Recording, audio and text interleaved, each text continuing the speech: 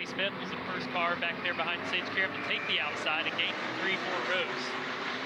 Off we go in stage 2. Oh, you see Sheldon Creed gets to the inside of Van Gisbergen heading down into turn 1. Incredible to see the restart that he was able to get. I don't know if Shane missed the gear there or if Sheldon just timed that out perfectly. Oh, that was close. Allgaier dives in for the race lead in front of Creed. Oh, Van Gisbergen loses all his momentum along with Cole Custer. You see Truex get to his inside. Josh Bilicki did the same. Well, now that 97 is in a dogfight. He's in a defensive position. Everybody's going to try to dive bomb here, and it's just a hornet's nest. Yeah, and everybody knows he's good. They're not going to give him any extra room. You see Austin Hill on his inside. These guys are all trying to get single filed out. The good part about this section of the track on a restart is it's pretty slow.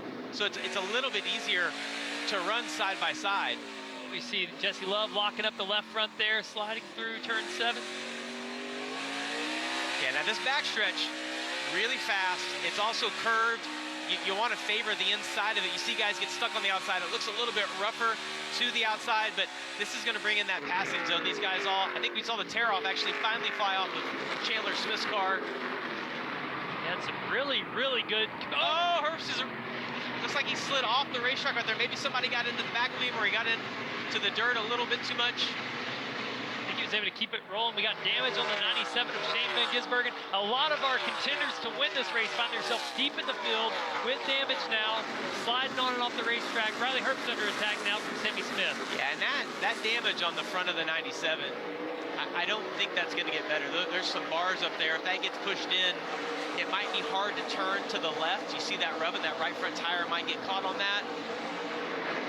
He was the race leader. Now he's fallen back to 7th. Talking about Shane Van Gisbergen. Yeah, Riley Herbst able to hold Sammy Smith off for 9th. Yeah, and the other part of that tire rubbing is the tire gets hot and you just lose handling of the car. We'll have to see if that self-clearances or if they're going to have to pit and work on that. I mentioned Sammy Smith. He's had a good restart. He was 14th after pitting from the 6th position. They had problems on pit road. So did Parker Kligerman. He was 5th at the end of the stage, but fell back to 17th.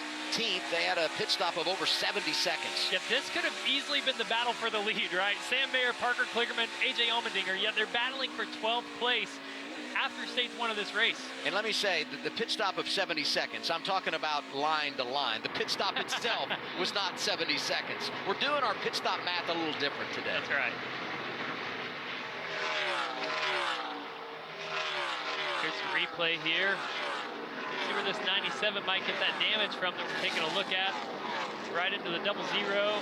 Bounces off that curve you talked about earlier. Shane's been using that curve a lot. Yeah, and you get pinched off a little bit there, and you hit the curve, and it throws your car out.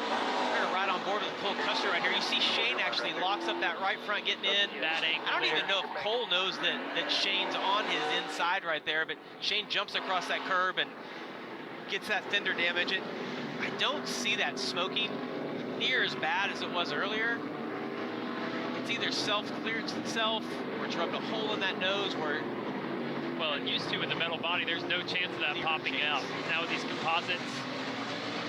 So much has changed for him because not only does he have the damage and the impact of that maybe now or long term, but you lose control of the race. Well, and he's a great driver, but